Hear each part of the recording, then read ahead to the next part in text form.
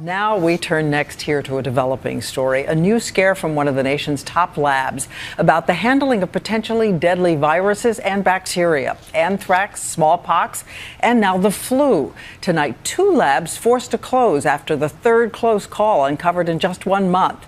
ABC's chief medical editor, Dr. Richard Besser, investigates why this keeps happening.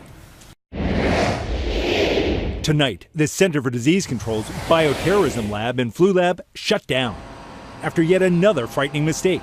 This time, a sample of the deadly H5N1 bird flu mistakenly shipped out to another lab, potentially putting other scientists at risk. It happened in May, yet the CDC director informed just 2 days ago. When I got the call, and I just couldn't believe it. I was stunned and frankly appalled.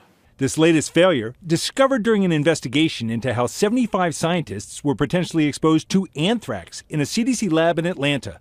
The revelation coming just 2 days after we learned dried smallpox samples, which by international agreement are only stored at 2 high containment labs in the world, in Atlanta and Siberia, were discovered in a cardboard box in an unsecured government lab in Maryland.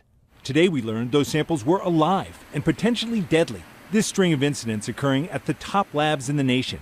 This is the laboratory that we would expect to have the highest level of safety in the world. And if it can happen there, it can happen in almost any other lab.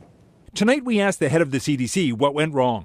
Is there a cavalier attitude in the laboratories? I mean, 2 laboratories that basically were not following the rules in terms of handling dangerous germs. We clearly need to improve the culture of safety and make sure that's there in every single one of CDC's labs. These incidents are a wake-up call.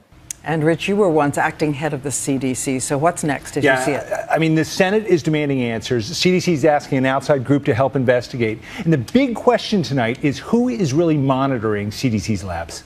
All right, thank you so much on this big story.